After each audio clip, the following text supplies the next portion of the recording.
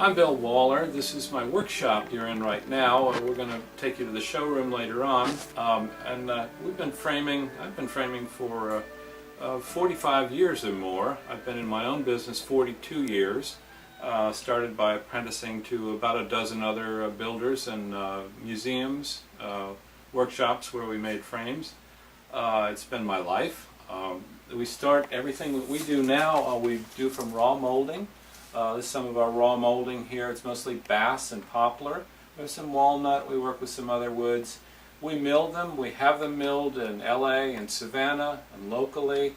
We bring back old frames from history that have been out of circulation for a long time, and we try to design new frames that are of value, which is the hardest thing in the world to do, and we feel is very noble. It's our love.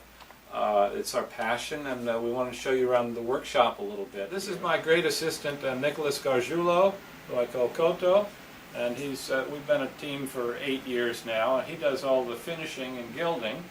He's from Buenos Aires, and he had a shop in Spain for quite a few years, and we find that we work great as a team. These are little chips of the moldings that we use so we can match the finish to the samples we have in the showroom. It's very important to us to get the exact same finish that we show the client, although we do vary the finishes all the time to go with the artwork.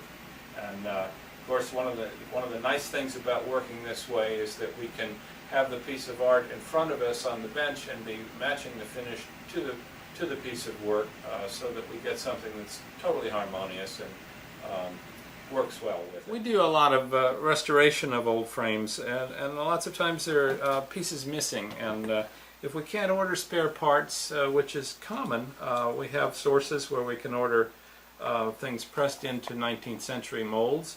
But if we can't get them, Koto and I come up with our own molds, and we cast spare parts for the pieces that are missing, and then finish and gild over it. We have a huge freezer that we keep full of composition, where the parts that we can obtain, of which there are many thousands of patterns, and we use those in the corners of frames. And let me show you one of those. These are examples of some of the composition I was talking about that we steam, and they adhere because they have rabbit skin glue in them that melts when they're steamed, and then they harden, and then we gild over them. We use a lot of this, so we do a lot of finessing of the corners. Our corners are always closed corner. They're always mitered and joined and then finished over, so there's no seam there. You don't see an unfinished look in the corner. About our finishes, we try and use natural finishes.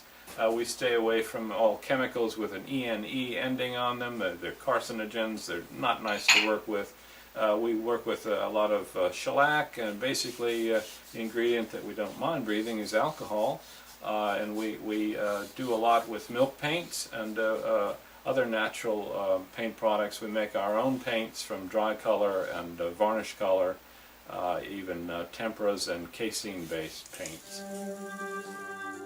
This is an early shot of me in Sam Malouf's class in 1973 at Penland, North Carolina, learning how to make hand-cutting dovetails in my early furniture-making days.